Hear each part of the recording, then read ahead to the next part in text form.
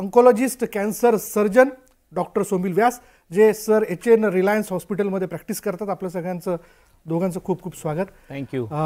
खरं तर मी जसं म्हणालो की या मोहिमेच्या माध्यमातून आपण जागरूकता निर्माण करण्याचा प्रयत्न करतोय. मानवी शरीर हे फार अशाश्वत आहे आणि मला असं वाटतं की आमचे तुझे फॅन म्हणून आमच्या ध्यानीमनी नसेल की अतुल कॅन्सरसारख्या आजारातनं जाईल, पण जेव्हा तुला पहिल्यांदा असं लक्षात आलं की असं काहीतरी वेगळं आहे, होतंय की जे आपण लगेच तपासून घेतलं पाहिजे, ती नेमकी स्टेज काय होती? नाही ती लगेच तपासून घेतलं पाहिजे असं मुळात वाटलं नाही. कारण भारतातल्या अनेक लोकांप्रमाणे, किंबहुना अनेक लोकांप्रमाणे मला कॅन्सर होईल, मला का कॅन्सर होईल असं मला कधी वाटलंच नाही. मला कॅन्सर होईल त्यामुळे आपल्याला कॅन्सर झाला असेल ही लक्षणं, एकतर लक्षणं माहीत नसतात. मला काय झालं, मी परदेशात असताना मला नॉशिया आला खाण्याचा, आणि मला खावंसं वाटत नाही आहे ही माझ्यासाठी धोक्याची घंटा आहे. Because I am a foodie. मी लहानपणापासून, म्हणजे मी जेव्हा आता परदेशात म्हणजे एखाद्या देशात जाणार आहे तर त्या देशात जाऊन काय खायचं, मग आयटनरीपेक्षा आधी माझी ही लिस्ट तयार असते, काय खाणार मी तिथे जाऊन, काय स्पेशालिटी. आणि मला खावंसं झालं, म्हणजे खाऊ नये असं वाटायला लागलं. तिथे मला कळलं काहीतरी गडबड आहे. पण मी परदेशात होतो त्यामुळे तिथे उपचार करणं शक्य नव्हतं. मी म्हटलं परत आल्यावर करू. परत आल्यावर डॉक्टरांकडे गेलो तर डॉक्टर म्हणले इन्फेक्शन वाटतं आहे, प्रवास आहे, हे आहे. तर मग काहीतरी गोळ्या दिल्या, त्याच्यात 10-15 दिवस दिले तरी तो नॉशिया काही जाईना, खावंसं वाटेना. शेवटी माझ्याच एका मित्राला संशय आला. तो म्हणला आपण निदान एक अल्ट्रासोनोग्राफी काय USG करून बघू. आणि तिथे त्यांना तो ट्यूमर दिसला आणि मग पुढे सगळंच चालू झालं. बापरे, तो क्षण अगदीच धक्कादायक होता. हो, म्हणजे आणि मी एकटा होतो तेव्हा. मला डॉक्टरने जेव्हा समोर बसवून सांगितलं की असं असं झालेलं आहे, तेव्हा मी एकटा होतो. आणि माझ्यासमोर प्रश्न होता की माझ्या घरी कसं सांगायचं. म्हणजे तोपर्यंत बायकोला साधारण अंदाज आला होता की हे नुसतं पोटदुखी किंवा हे जॉन्डिस नाही आहे, इट इज बियॉन्ड दॅट. पण आता नेमका कॅन्सर आहे आणि तो ट्यूमर आहे. बरं, त्याची स्टेज काय हे आपल्याला काहीच कळत नाही ना. हा सेकंड स्टेज आहे आणि 4th स्टेज आहे आणि आता किती दिवस आहेत वगैरे, हे सगळ्या नंतरच्या चर्चा आहेत ज्या माझ्या परोक्ष झाल्या, म्हणजे मला माहीतच नाही आहे. त्यामुळे फक्त मला कॅन्सर झाला आहे एवढं मला कळलं. तो मी घरी येऊन सांगितलं. तर मी अनेक मुलाखतीतही सांगितलं. माझी आई म्हणली की काय डॉक्टर काय म्हणले, नाही ऑपरेट करायचं म्हणले. ती म्हणली तू बरा होशील, काय काळजी करू नको. आणि ती पॉझिटिव्हिटी त्या दिवशीपासून आज दिवसापर्यंत माझ्यात कायम आहे. आणि मला वाटतं उपचार, आणि मी डॉक्टरांकडे गेलो, तो माझ्या आयुष्यातला आणि या उपचारातला एक महत्त्वाचा टप्पा होता. म्हणजे मी 29 डिसेंबरला पहिल्यांदा ॲडमिट झालो एका रुग्णालयात, आणि तिकडनं मी डॉक्टरांच्याकडे गेलो साधारण मार्च पहिल्या महिन्यात. आणि मी मे एंडला मी थोडं काम करायला लागलो होतो. म्हणजे हे 6 महिने आपण जर का पकडले तर पहिले 3 महिने आणि नंतरचे 3 महिने हे ढोबळमानाने माझ्या आजारपणाचे 2 मोठे टप्पे आहेत. आणि मी ज्या दिवशी डॉक्टरांकडे गेलो ते तर ह्याचं कारण मला माहीत नाही, पण त्या दिवसापासून येणारा प्रत्येक दिवस हा माझ्यासाठी एक पॉझिटिव्ह बातमी काहीतरी किंवा पॉझिटिव्ह गोष्ट घेऊन येत होता. कर्मधर्म सेवेने माझी एक मैत्रीण आहे अपर्णा लिमये, डॉक्टर आहे ती, पण तिने डॉक्टरांचं नाव मला सांगितलं आणि मला त्याच दिवशी डॉक्टरांची अपॉइंटमेंट मिळाली. मी त्याच दिवशी डॉक्टरांकडे भेटलो आणि त्यांना भेटलो. तो दिवस मला असं वाटतं की माझ्या आयुष्यातला एक टर्निंग पॉईंट होता. पण ज्या दिवशी अतुल तुमच्याकडे आला, काय नेमकी मानसिकता होती तुझी? जसं अतुलने सांगितलं की 2.5 महिने का हॉस्पिटलमध्ये उपचार घेतले आणि तिथे सरते शेवटी ते डॉक्टर असं सांगतात की काहीच सांगता येत नाही. अशा वेळी कशा पद्धतीने त्या सगळ्या स्टेजमधनं बाहेर काढण्यासाठी तुम्ही त्यांच्याशी संवाद साधला, नेमकं काय केलं? नाही, थँक्यू टू संजीवनी ट्रस्ट इथे आज बोलवायला आणि हे डिस्कशन करायला कॅन्सरवर. It's a great public initiative. तर अतुलच्या केसमध्ये ऑफकोर्स त्याला खूप ट्रीटमेंट मिळाली होती. थोडे त्याला दुसरे पण प्रॉब्लेम्स झाले होते, पॅनक्रिएटायटिसचे आणि पोर्टल वेन चे पण प्रॉब्लेम्स झाले होते. ते सगळं आम्ही सिस्टमॅटिकली ॲनालाइज करून, इन्फेक्शन कंट्रोल करून, ॲडव्हान्स्ड इमेजिंग करून, CT scan, MRI, PET scan हे सगळं करून एक आम्ही डिझीजचं एक्झॅक्ट सिच्युएशन काय आहे ते एस्टॅब्लिश केलं आणि नंतर एक ट्रीटमेंट स्ट्रॅटेजी त्याच्यानंतर आम्ही एस्टॅब्लिश केली. तर मी पर्सनली जेव्हा पण पेशंट बघतो, काही पण लिव्हर कॅन्सरचं की लिव्हर प्रॉब्लेमचा, जॉन्डिसचा, ज्याला पोटेन्शियल कॅन्सर आहे, as a surgical oncologist, as a cancer surgeon आपण हे बघतो की स्टेज काय आहे बिमारीची. अर्ली स्टेज आहे, मिडल स्टेज आहे किंवा ॲडव्हान्स स्टेज आहे. आणि ॲडव्हान्स स्टेज जनरली म्हणजे आपण फक्त सपोर्टिव्ह केअर देऊ शकतो, पुढे काय करू शकतो. अतुलची मीडियम स्टेज, मिडल स्टेज होती. It was not an advance stage जिथे काही करू शकत नव्हतं. पण त्याची जी बिमारी होती एकदम अर्ली स्टेजमध्ये पण नव्हती, कारण की थोडं लिव्हरमध्ये पसरलेली होती. लिव्हरचा बाहेर कुठे गेलेली नव्हती, पण लिव्हरमध्ये इन दॅट एरिया पसरलेली होती आणि प्लस त्याचं असर पॅनक्रियास आणि बाईल डक्टवर पण झालं होतं. तर आम्ही सगळं बघून त्याचं जॉन्डिस कंट्रोलमध्ये केलं, त्याचं पॅनक्रियाटायटिस कंट्रोलमध्ये केलं आणि नंतर जे बिमारी होती CT स्कॅनवर एक्झॅक्टली डिटर्मिन करून पुढची ट्रीटमेंट प्लॅन केली. त्याच्या अगोदर थोडं सर्जिकल प्रोसिजर्स पण मी केले, ज्याला लॅप्रोस्कोपी, बायोप्सीज एक्सेट्रा म्हणतो आम्ही. आणि नंतर पोट टाकून आम्ही त्याला किमोथेरपी सुरू करण्या अगोदर एक ॲडव्हान्स्ड प्रोसिजर ज्याला आम्ही रेडिओ एम्बोलायझेशन, लिव्हरचं रेडिओ एम्बोलायझेशन म्हणतो, ते आम्ही त्याला दिली and that has worked beautifully well for Atul. पण या सगळ्याच्यात फॅमिलीचा सपोर्ट, मित्रांचा सपोर्ट आणि भावनिकदृष्ट्या स्वतःला सशक्त ठेवणं, हे कसं काय तू करू शकलेस? म्हणजे मी भावनिकदृष्ट्या फारसा हे नाही झालो, म्हणजे अफेक्ट नाही झालो आणि तेच मला आश्चर्य वाटतंय. म्हणजे मी छोट्या छोट्या गोष्टींनी इमोशनली अफेक्ट होणारा माणूस आहे. मला ताप आला किंवा मला जरा गरगरलं, काहीतरी होतं ना, जागरण झालं, हे झालं, ते झालं, तर मला भीती वाटायला लागते. अरे उद्या प्रयोग आहे, उद्या शूटिंग आहे, आपण कसं जाणार. मला ज्या दिवशी कळलं मला कॅन्सर आहे त्या दिवशी मला काहीच नाही वाटलं. मला अजूनही काही वाटत नाही आहे.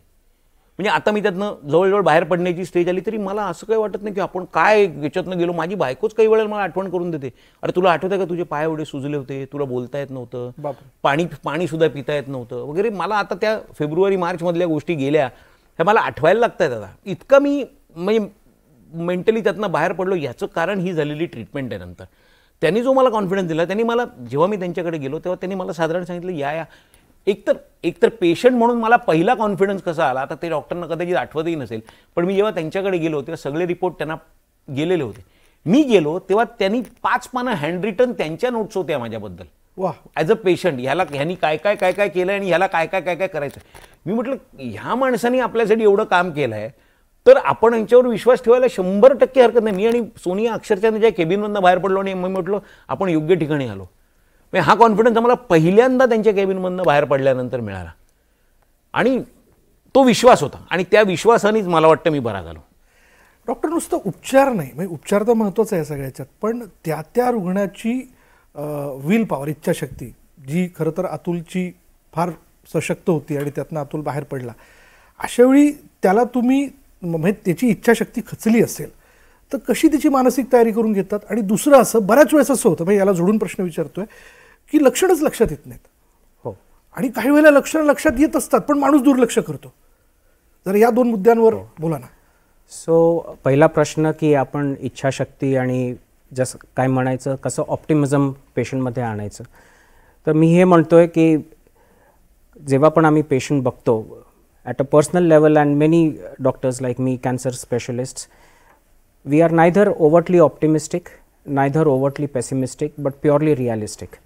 तर आणि दिस रिअलिझम केसचं ॲनालिसिस करून, डिझीज समजून, एक सायंटिफिक बेसिस एस्टॅब्लिश करून, केस ॲनालाइज करून, प्रोग्नोस्टिकेट करून नंतर ते येतं की दिस इज द सिच्युएशन, हे रियालिटी आहे आणि हे केसमध्ये हे एवढं आपल्याला सक्सेस मिळू शकतं. सो जेव्हा अतुल माझ्याकडे आला, आय वॉज प्युअरली रिअलिस्टिक. मी काही ओव्हर्टली एक्स्ट्रा ऑर्डिनरी ऑप्टिमिझम दिलं नाही, नायदर वॉज आय ओव्हर्टली पेसिमिस्टिक की काही होऊ शकत नाही. जे त्यांच्या केसमध्ये आपण करू शकतो, we have done it with full commitment and devotion. Atul, especially to Atul and his family. पण डॉक्टर असं आहे की मी जसं म्हणालो की मानवी शरीर कधी कुठल्या पद्धतीने हाक देईल हे सांगता येत नाही. आपल्याला लक्षातच येत नाही की काय झालंय. हो, पण आता तोच बेसिक प्रश्न आहे. बऱ्याच वेळेस हा प्रेक्षकांच्या मनात अतुलची केस लक्षात घेताना प्रश्न असेल की अतुलला कोणत्याही प्रकारचं व्यसन नाही, तो वेगवेगळ्या प्रकारच्या खाण्यांवरती प्रेम करणारा माणूस आहे, सकस खाणारा माणूस आहे. असं असतानाही अतुलला कर्करोग झाला. अशी काही लोक आहेत जी टोकाची व्यसनं करतात पण त्यांना काहीच होत नाही. या विषयाला घेऊनही लोक बेफिकीर राहतात की अरे यांना काहीच होत नाही, मग आपण गेलं तर काय, होय की नाही, असाही विचार करणारे काही लोक असतात. पण तरीही सामान्य माणूस म्हणून आपण आपल्या शरीराची काळजी कशी घ्यायला हवी, फार बेसिक प्रश्न आहे. कारण जसं लिव्हरमध्ये तुम्ही स्पेशलिस्ट आहात, चला या अनुषंगाने विचारतो मी तुम्हाला, तर हे लिव्हर सुदृढ राहण्याकरता म्हणून काय केलं पाहिजे? सो लिव्हर कॅन्सर आणि खूप सारे cancers, general advice is lifestyle advice की यू बेसिकली एक healthy lifestyle you have to lead. Means good diet, exercise, avoid alcohol, avoid smoking. So sugar, spices, smoking, stress, these are the 4 S's which I may say which contribute towards cancer. तर हे and of course alcohol and extra obesity हे सगळं.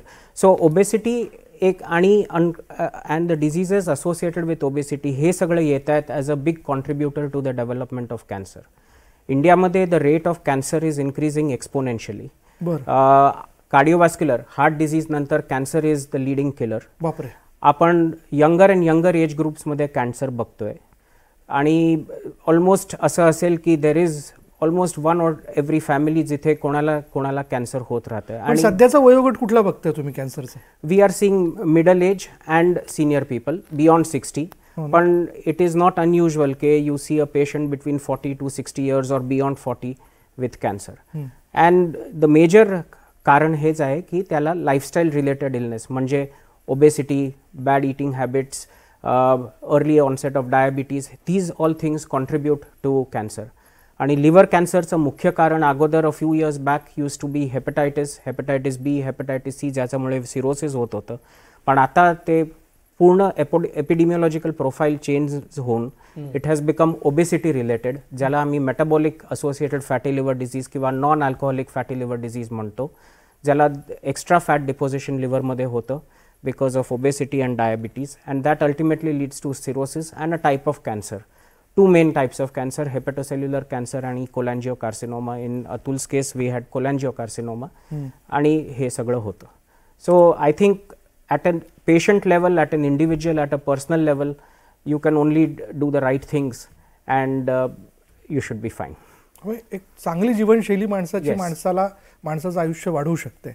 Yes. Atul, मला तुला विचारायचं आहे की आमच्या या मोहिमेचा मुळात उद्देशच तो आहे की वेळेवरती निदान होणं.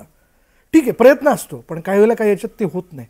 पण तुझ्या ह्याच्यात ते वेळेवर निदान झालं, ते 2.5 महिने आपण सोडून देऊयात, पण त्यानंतर ते निदान झाल्यानंतर वेळीच उपचार घेतल्यानं तू यातनं बाहेर पडू शकलास का, असं वाटतं का तुला? हां, म्हणजे आता वेळेत निदान झालं असावं म्हणजे मला त्याची कल्पना नाही, कारण डॉक्टर जसं म्हणले की तसं मी मिडल स्टेजला होतो. म्हणजे ते काय अर्ली स्टेजला माझं निदान झालेलं नव्हतं. तो ट्यूमर काही वर्ष किंवा काही दिवस असणार ना. जेव्हा ऑफ्टन आपण बघतो, जेव्हा abdominal cancers, liver cancer, pancreas, stomach, colon, हे पर्टिक्युलर कॅन्सर्समध्ये सिम्पटम्स खूप लेट येतात, लक्षात येतात, लेट येतात. आणि त्यापर्यंत जनरली आम्ही म्हणतो की the disease has been residing in your body for at least 3 to 6 months. कारण की हे cancers are silent, they don't, त्याला सिम्पटम्स येत नाही. किंवा जसं अतुलला सिम्पटम्स येत होते, इनडायजेशन, थोडं ॲसिडिटी, खाण्यापिण्याची इच्छा नाही, वीकनेस वाटणं, ओकेजनल ॲबडॉमिनल पेन, हे सगळे नॉन स्पेसिफिक सिम्पटम्स आहे. आणि कोणाला असे and these are quite common symptoms. म्हणजे ह्याच्याने कॅन्सरचा डाऊट किंवा सस्पिशन करणं इज ऑल्सो नॉट राईट. पण जनरली आम्ही म्हणतो मेडिकली की हे symptoms if they last for more than 15 days to 30 days in otherwise healthy patient, तर आपल्याला पुढे त्याची ट्रीटमेंट, त्याचे इन्व्हेस्टिगेशन्स करायला पाहिजे. Negative investigations lead to confidence की मला काही नाही. पॉझिटिव्ह इन्व्हेस्टिगेशन्स काही आलं तर you will detect the cancer at an early stage. So undiagnosed problem असेल आणि सिम्पटम्स परसिस्ट होत असेल तर beyond 2-3 weeks time it is appropriate to investigate.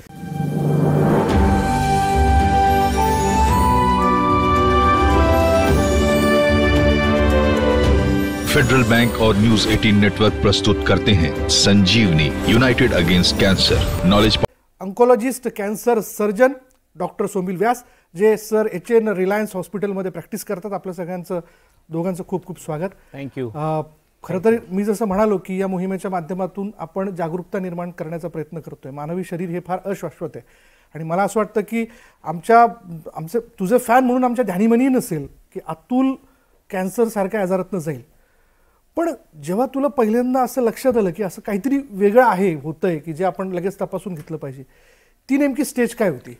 नाही, ती लगेच तपासून घेतलं पाहिजे असं मुळात वाटलं नाही. कारण भारतातल्या अनेक लोकांप्रमाणे, किंबहुना अनेक लोकांप्रमाणे मला कॅन्सर होईल, मला का कॅन्सर होईल असं मला कधी वाटलंच नाही. मला कॅन्सर होईल, त्यामुळे आपल्याला कॅन्सर झाला असेल ही लक्षणं, एकतर लक्षणं माहीत नसतात.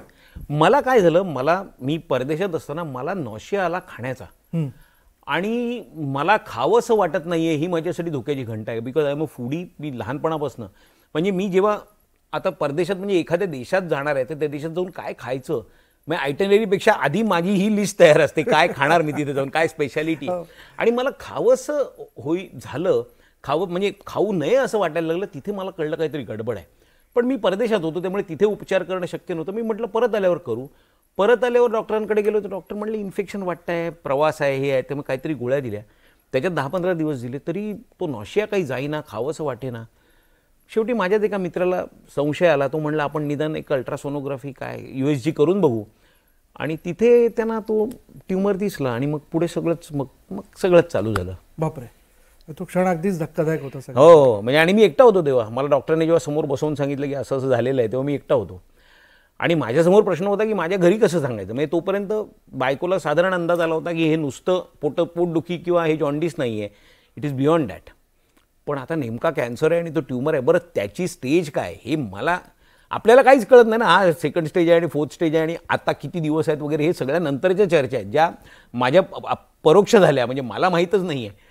त्यामुळे मला कॅन्सर झाला आहे एवढं मला कळलं. तो मी घरी येऊन सांगितलं. तर ॲज मी अनेक मुलाखतीतही सांगितलं. माझी आई म्हणली की काय डॉक्टर काय म्हणले, नाही ऑपरेट करायचं म्हणले. ती म्हणली तू बरा होशील, काय काळजी करू नको.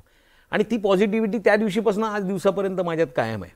आणि मला वाटतं उपचार आणि मी डॉक्टरांकडे गेलो तो माझ्या आयुष्यातला आणि या उपचारातला एक महत्त्वाचा टप्पा होता. म्हणजे मी 29 डिसेंबरला पहिल्यांदा ॲडमिट झालो एका रुग्णालयात आणि तिकडनं मी डॉक्टरांच्याकडे गेलो साधारण मार्च पहिल्या महिन्यात. आणि मी मे एंडला मी थोडं काम करायला लागलो होतो. म्हणजे हे 6 महिने आपण जर का पकडले तर पहिले 3 महिने आणि नंतरचे 3 महिने हे ढोबळमानाने माझ्या आजारपणाचे 2 मोठे टप्पे आहेत. आणि मी ज्या दिवशी डॉक्टरांकडे गेलो ते तर ह्याचं कारण मला माहीत नाही, पण त्या दिवसापासून येणारा प्रत्येक दिवस हा माझ्यासाठी एक पॉझिटिव्ह बातमी काहीतरी किंवा पॉझिटिव्ह गोष्ट घेऊन येत होता. कर्मधर्म सेवेने माझी एक मैत्रीण आहे अपर्णा लिमये, डॉक्टर आहे ती पण. तिन्ही डॉक्टरांचं नाव मला सांगितलं आणि मला त्याच दिवशी डॉक्टरांची अपॉइंटमेंट मिळाली. मी त्याच दिवशी डॉक्टरांकडे भेटलो आणि त्यांना भेटलो. तो दिवस मला असं वाटतं की माझ्या आयुष्यातला एक टर्निंग पॉईंट होता. पण ज्या दिवशी अतुल तुमच्याकडे आला, काय नेमकी मानसिकता होती तुझी? जसं अतुलने सांगितलं की 2.5 महिने का हॉस्पिटलमध्ये उपचार घेतले आणि तिथे सरते शेवटी ते डॉक्टर्स सांगतात हे काहीच सांगता येत नाही. अशा वेळी कशा पद्धतीने त्या सगळ्या स्टेजमधनं बाहेर काढण्यासाठी तुम्ही त्यांच्याशी संवाद साधला, नेमकं काय केलं? नाही, थँक्यू टू संजीवनी ट्रस्ट इथे आज बोलवायला आणि हे डिस्कशन करायला कॅन्सरवर. It's a great public initiative. तर अतुलच्या केसमध्ये ऑफकोर्स त्याला खूप ट्रीटमेंट मिळाली होती. थोडे त्याला दुसरे पण प्रॉब्लेम्स झाले होते, पॅनक्रिएटायटिसचे आणि पोर्टल वेन चे पण प्रॉब्लेम्स झाले होते. ते सगळं आम्ही सिस्टमॅटिकली ॲनालाइज करून, इन्फेक्शन कंट्रोल करून, ॲडव्हान्स्ड इमेजिंग करून, CT स्कॅन, MRI, पेट स्कॅन हे सगळं करून एक आम्ही डिझीजचं एक्झॅक्ट सिच्युएशन काय आहे ते एस्टॅब्लिश केलं आणि नंतर एक ट्रीटमेंट स्ट्रॅटेजी त्याच्यानंतर आम्ही एस्टॅब्लिश केली. तर मी पर्सनली जेव्हा पण पेशंट बघतो, काही पण लिव्हर कॅन्सरचं की लिव्हर प्रॉब्लेमचा, जॉन्डिसचा, ज्याला पोटेन्शियल कॅन्सर आहे, as a surgical oncologist, as a cancer surgeon आपण हे बघतो की स्टेज काय आहे बिमारीची. अर्ली स्टेज आहे, मिडल स्टेज आहे किंवा ॲडव्हान्स स्टेज आहे. आणि ॲडव्हान्स स्टेज जनरली म्हणजे आपण फक्त सपोर्टिव्ह केअर देऊ शकतो, पुढे काय करू शकतो. अतुलची मीडियम स्टेज, मिडल स्टेज होती. It was not an advance stage जिथे काही करू शकत नव्हतं. पण त्याची जी बिमारी होती एकदम अर्ली स्टेजमध्ये पण नव्हती, कारण की थोडं लिव्हरमध्ये पसरलेली होती. लिव्हरचा बाहेर कुठे गेलेली नव्हती, पण लिव्हरमध्ये इन दॅट एरिया पसरलेली होती आणि प्लस त्याचं असर पॅनक्रियास आणि बायलडक्टवर पण झालं होतं. तर आम्ही सगळं बघून त्याचं जॉन्डिस कंट्रोलमध्ये केलं, त्याचं पॅनक्रिएटायटिस कंट्रोलमध्ये केलं आणि नंतर जे बिमारी होती CT स्कॅनवर एक्झॅक्टली डिटर्मिन करून पुढची ट्रीटमेंट प्लॅन केली. त्याच्या अगोदर थोडं प्रोसिजर्स, सर्जिकल प्रोसिजर्स पण मी केले, ज्याला लॅप्रोस्कोपी, बायोप्सीज एक्सेट्रा म्हणतो आम्ही. आणि नंतर पोट टाकून आम्ही त्याला किमोथेरपी सुरू करण्या अगोदर एक ॲडव्हान्स्ड प्रोसिजर ज्याला आम्ही रेडिओ एम्बोलायझेशन, लिव्हरचं रेडिओ एम्बोलायझेशन म्हणतो, ते आम्ही त्याला दिली and that has worked beautifully well for Atul. पण या सगळ्याच्यात फॅमिलीचा सपोर्ट, मित्रांचा सपोर्ट आणि भावनिकदृष्ट्या स्वतःला सशक्त ठेवणं, हे कसं काय तू करू शकलेस? म्हणजे मी भावनिकदृष्ट्या फारसा हे नाही झालो, म्हणजे अफेक्ट नाही झालो आणि तेच मला आश्चर्य वाटतंय. म्हणजे मी छोट्या छोट्या गोष्टींनी इमोशनली अफेक्ट होणारा माणूस आहे. मला ताप आला किंवा मला जरा गरगरलं, काहीतरी होतं ना, जागरण झालं, हे झालं, ते झालं, तर मला भीती वाटायला लागते. अरे उद्या प्रयोग आहे, उद्या शूटिंग आहे, आपण कसं जाणार. मला ज्या दिवशी कळलं मला कॅन्सर आहे त्या दिवशी मला काहीच नाही वाटलं. मला अजूनही काही वाटत नाही आहे. म्हणजे आता मी त्यातनं जवळजवळ बाहेर पडण्याची स्टेज आली तरी मला असं काही वाटत नाही की आपण काय याच्यातनं गेलो. माझी बायकोच काही वेळेला मला आठवण करून देते, अरे तुला आठवतं का तुझे पाय एवढे सुजले होते, तुला बोलता येत नव्हतं, पाणी सुद्धा पिता येत नव्हतं वगैरे. मला आता त्या फेब्रुवारी-मार्च मधल्या गोष्टी गेल्या ह्या मला आठवायला लागत आहेत. आता इतका मी म्हणजे मेंटली त्यातनं बाहेर पडलो. याचं कारण ही झालेली ट्रीटमेंट आहे. नंतर त्यांनी जो मला कॉन्फिडन्स दिला, त्यांनी मला, जेव्हा मी त्यांच्याकडे गेलो तेव्हा त्यांनी मला साधारण सांगितलं या एकतर पेशंट म्हणून मला पहिला कॉन्फिडन्स कसा आला, आता ते डॉक्टरना कदाचित आठवतही नसेल, पण मी जेव्हा त्यांच्याकडे गेलो तेव्हा सगळे रिपोर्ट त्यांना गेलेले होते. मी गेलो तेव्हा त्यांनी 5 पानं हँड रिटन त्यांच्या नोट्स होत्या माझ्याबद्दल. वा, ॲज अ पेशंट ह्यांनी काय केलं आणि ह्याला काय करायचं. मी म्हटलं ह्या माणसाने आपल्यासाठी एवढं काम केलं आहे तर आपण यांच्यावर विश्वास ठेवायला 100% हरकत नाही. मी आणि सोनिया अक्षरशः ज्या केबिनमधनं बाहेर पडलो आणि मी म्हटलं आपण योग्य ठिकाणी आलो. हा कॉन्फिडन्स आम्हाला पहिल्यांदा त्यांच्या केबिनमधनं बाहेर पडल्यानंतर मिळाला आणि तो विश्वास होता आणि त्या विश्वासानेच मला वाटतं मी बरा झालो. डॉक्टर, नुसतं उपचार नाही, म्हणजे उपचार तर महत्त्वाचा आहे सगळ्याच्यात, पण त्या रुग्णाची विल पॉवर, इच्छाशक्ती, जी खरं तर अतुलची फार सशक्त होती आणि त्यातनं अतुल बाहेर पडला. अशावेळी त्याला तुम्ही, म्हणजे त्याची इच्छाशक्ती खचली असेल तर कशी त्याची मानसिक तयारी करून घेतात? आणि दुसरं असं बऱ्याच वेळेस असं होतं, म्हणजे याला जोडून प्रश्न विचारतोय की लक्षणच लक्षात येत नाहीत. हो, आणि काही वेळेला लक्षणं लक्षात येत असतात पण माणूस दुर्लक्ष करतो. जर या 2 मुद्द्यांवर बोला ना. सो पहिला प्रश्न की आपण इच्छाशक्ती आणि जसं काय म्हणायचं, कसं ऑप्टिमिझम पेशंटमध्ये आणायचं. तर मी हे म्हणतोय की जेव्हा पण आम्ही पेशंट बघतो at a personal level, and many doctors like me, cancer specialists, we are neither overtly optimistic, neither overtly pessimistic, but purely realistic. तर आणि दिस रिअलिझम केसचं ॲनालिसिस करून, डिझीज समजून, एक सायंटिफिक बेसिस एस्टॅब्लिश करून, केस ॲनालाइज करून, प्रोग्नोस्टिकेट करून नंतर ते येतं की दिस इज द सिच्युएशन, हे रियालिटी आहे आणि हे केसमध्ये हे एवढं आपल्याला सक्सेस मिळू शकतं. सो जेव्हा अतुल माझ्याकडे आला, आय वॉज प्युअरली रिअलिस्टिक. मी काही ओव्हर्टली एक्स्ट्रा ऑर्डिनरी ऑप्टिमिझम दिलं नाही, नायदर वॉज आय ओव्हर्टली पेसिमिस्टिक की काही होऊ शकत नाही. जे त्यांच्या केसमध्ये आपण करू शकतो, we have done it with full commitment and devotion, Atul, especially to Atul and his family. पण डॉक्टर, असं आहे की मी जसं म्हणालो की मानवी शरीर कधी कुठल्या पद्धतीने हाक देईल हे सांगता येत नाही. आपल्याला लक्षातच येत नाही की काय झालंय. हो, पण आता तोच बेसिक प्रश्न आहे. बऱ्याच वेळेस हा प्रेक्षकांच्या मनात अतुलची केस लक्षात घेताना प्रश्न असेल की अतुलला कोणत्याही प्रकारचं व्यसन नाही, तो वेगवेगळ्या प्रकारच्या खाण्यांवरती प्रेम करणारा माणूस आहे, सकस खाणारा माणूस आहे. असं असतानाही अतुलला कर्करोग झाला. अशी काही लोक आहेत जी टोकाची व्यसनं करतात पण त्यांना काहीच होत नाही. या विषयाला घेऊनही लोक बेफिकीर राहतात की अरे यांना काहीच होत नाही, मग आपण गेलं तर काय, होय की नाही, असाही विचार करणारे काही लोक असतात. पण तरीही सामान्य माणूस म्हणून आपण आपल्या शरीराची काळजी कशी घ्यायला हवी, फार बेसिक प्रश्न आहे. कारण जसं लिव्हरमध्ये तुम्ही स्पेशलिस्ट आहात, चला या अनुषंगाने विचारतो मी तुम्हाला, तर हे लिव्हर सुदृढ राहण्याकरता म्हणून काय केलं पाहिजे? सो लिव्हर कॅन्सर आणि खूप सारे cancers, general advice is lifestyle advice की यू बेसिकली एक healthy lifestyle you have to lead. Means good diet, exercise, avoid alcohol, avoid smoking. So sugar, spices, smoking, stress, these are the 4 S's which I may say which contribute towards cancer. तर हे and of course alcohol and extra obesity, हे सगळं. So obesity एक आणि and the diseases associated with obesity हे सगळं येत आहेत as a big contributor to the development of cancer. इंडियामध्ये the rate of cancer is increasing exponentially. Cardiovascular, heart disease नंतर cancer is the leading killer. बापरे. आपण यंगर अँड यंगर एज ग्रुप्समध्ये cancer बघतोय आणि ऑलमोस्ट असं असेल की there is almost 1 or every family जिथे कोणाला कॅन्सर होत राहतं. आणि सध्याचा वयोगट कुठला बघताय तुम्ही कॅन्सरचा? We are seeing middle age and senior people beyond 60. पण इट इज नॉट अनयुजुअल के you see a patient between 40 to 60 years or beyond 40 with cancer. And the major कारण हेच आहे की त्याला लाईफस्टाईल रिलेटेड इलनेस म्हणजे obesity, bad eating habits, early onset of diabetes, these all things contribute to cancer. आणि liver कॅन्सरचं मुख्य कारण अगोदर a few years back used to be hepatitis B, hepatitis C, ज्याच्यामुळे सिरोसिस होत होतं. पण आता ते पूर्ण एपिडेमिओलॉजिकल प्रोफाईल चेंज होऊन it has become obesity related, ज्याला आम्ही metabolic associated fatty liver disease किंवा non alcoholic fatty liver disease म्हणतो, ज्याला एक्स्ट्रा फॅट डिपॉझिशन लिव्हरमध्ये होतं because of obesity and diabetes, and that ultimately leads to cirrhosis and a type of cancer. 2 main types of cancer, hepatocellular cancer and cholangiocarcinoma. In Atul's case we had cholangiocarcinoma. आणि हे सगळं होतं. So I think at a patient level, at an individual, at a personal level, you can only do the right things and you should be fine. एक चांगली जीवनशैली माणसाची Yes. माणसाचं आयुष्य वाढवू शकते. Yes. अतुल, मला तुला विचारायचं आहे की आमच्या या मोहिमेचा मुळात उद्देशच तो आहे की वेळेवरती निदान होणं.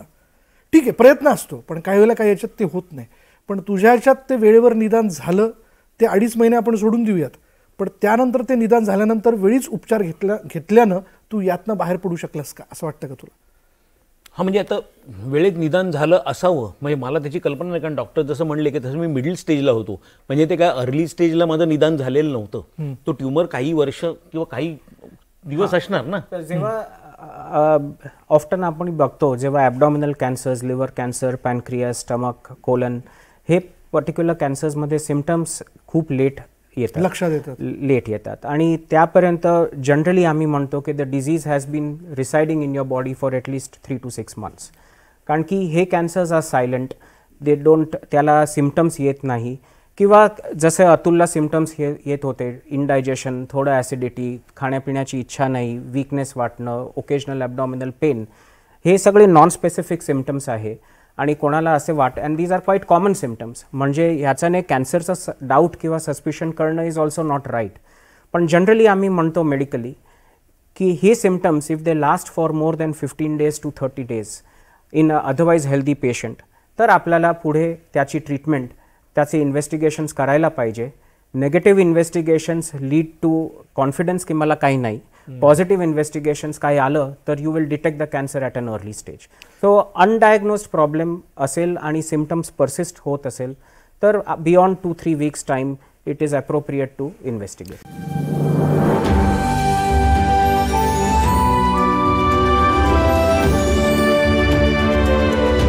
फेडरल बैंक और न्यूज 18 नेटवर्क प्रस्तुत करते हैं Sanjeevani United Against Cancer. Knowledge partner Tata trust.